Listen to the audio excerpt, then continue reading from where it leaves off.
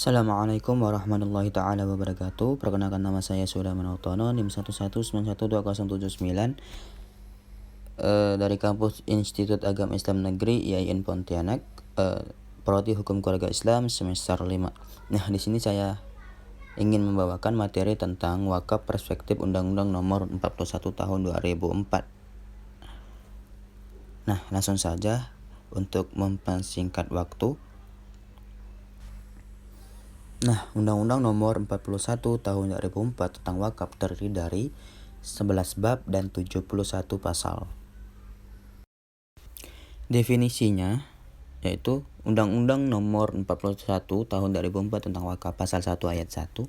Wakaf adalah perbuatan hukum wakif untuk memisahkan dan atau menyerahkan sebagian harta benda miliknya untuk dimanfaatkan selamanya atau untuk jangka waktu tertentu sesuai dengan kepentingannya guna keperluan ibadah dan atau kesejahteraan umum menurut syariah.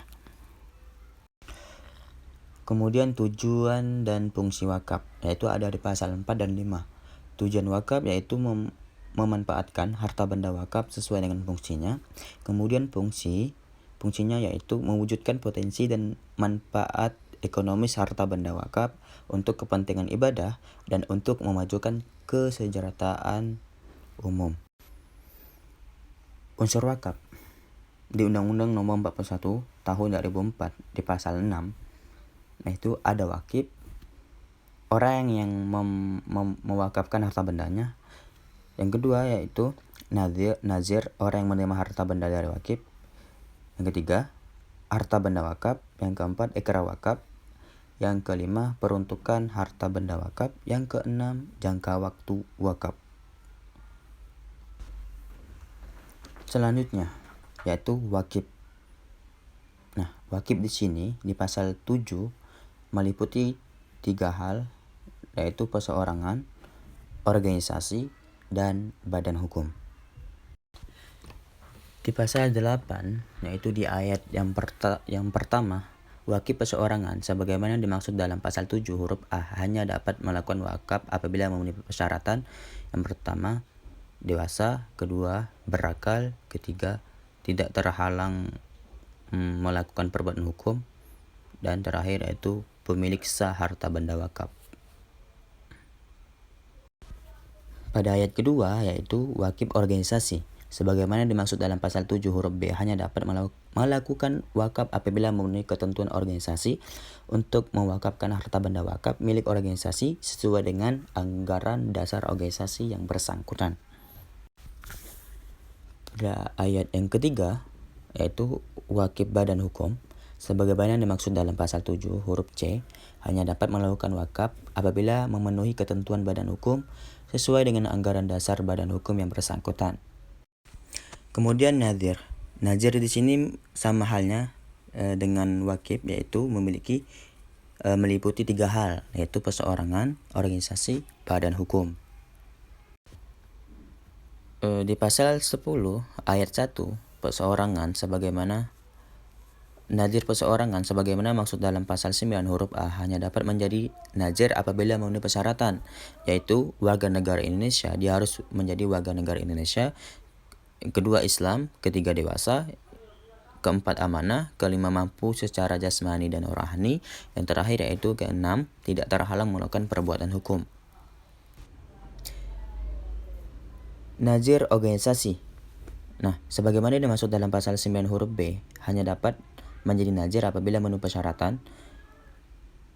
Yang pertama yaitu pengurus organisasi yang bersangkutan memenuhi persyaratan nazir perseorangan sebagaimana dimaksud pada ayat 1.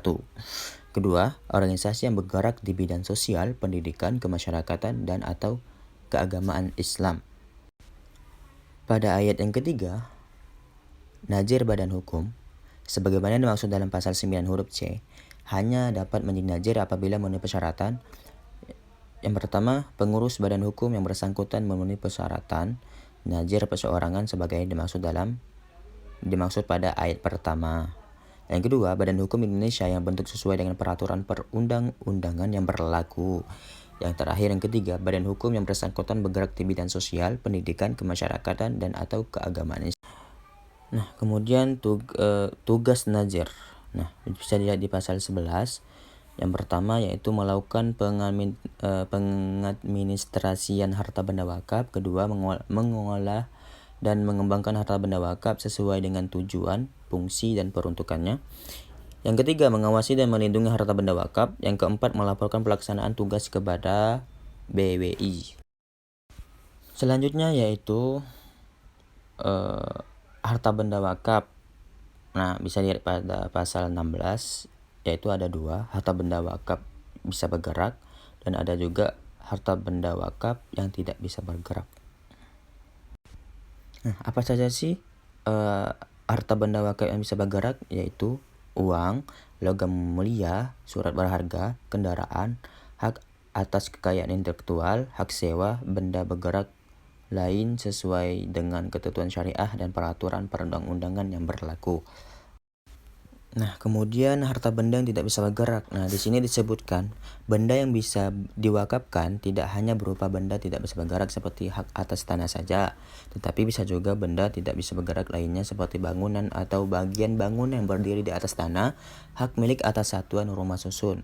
Nah, seperti contoh halnya seperti masjid dan lain-lain. Nah, di sini juga ada ikrar wakaf pasal 17, peruntukan harta benda wakaf pasal 22, dan lain-lain. Nah, mungkin kawan-kawan lebih lanjutnya untuk bisa mendownload di Google, yaitu nomor 41 tahun 2004 tentang wakaf. Nah, Anda bisa mendownload di Google. Nah, dan Anda bisa banyak belajar tentang wakaf di undang-undang tersebut. Mungkin sekian dari saya. Wassalamualaikum warahmatullahi wabarakatuh.